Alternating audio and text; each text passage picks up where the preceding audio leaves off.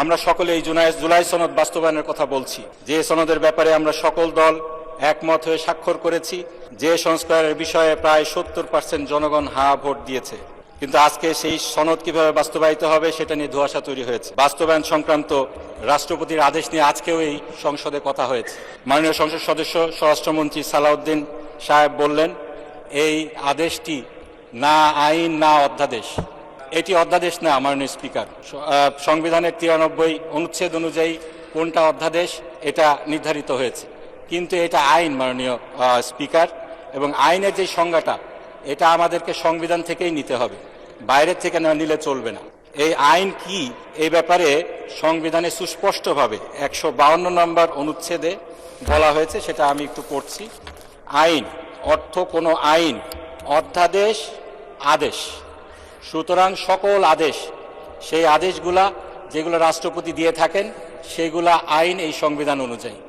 আমাদের এই বাংলাদেশে এই আদেশ কিন্তু প্রথম আদেশ নয় মাননীয় স্পিকার, এই আদেশ কিন্তু আগেও হয়েছে।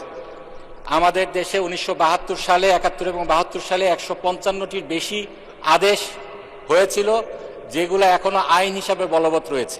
আমরা যে এখানে নির্বাচিত হয়েছি মাননীয় স্পিকার, সেই নির্বাচনটা হয়েছে আরপিওর আন্ডারে। সেই আরপিওটা কি? Representation of people's order 1972। এটি একটি রাষ্ট্রপতির আদেশ। সুতরাং এটা বলার কোনো সুযোগ নেই যে রাষ্ট্রপতির আদেশ এটা আইন নয়। আমরা এই সংবিধান সংরক্ষণের জন্য, সমুন্নত রাখার জন্য শপথ নিয়েছি।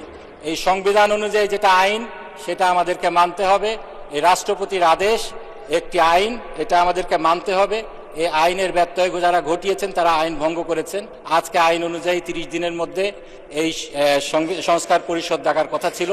এই আদেশে এখানে অনেক কথাই বলা হয়েছে। আজকে বলা হয়েছে আমরা এই জুলাইয়ের সনদকে সম্মান করি, গণরায়কে সম্মান করি, কিন্তু আবার বলা হয়েছে আমাদের সময় নেই এটা বাস্তবায়ন করার জন্য।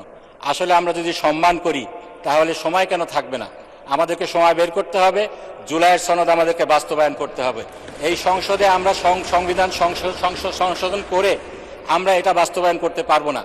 আমাদের সুপ্রতিষ্ঠিত যেই জুরিসপ্রুডেন্স রয়েছে, সেই 8ম সংশোধনীর আনোয়ার হোসেনের মামলায় যেটা বলা হয়েছে, সংসদ চাইলেই সংবিধানের মৌলিক কাঠামোকে পরিবর্তন করতে পারেন না।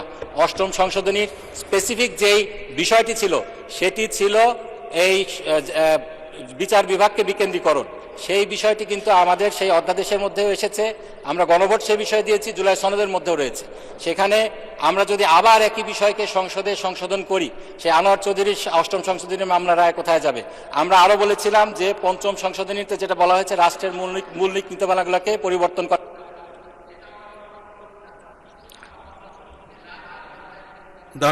ধন্যবাদ মাননীয় সদস্য।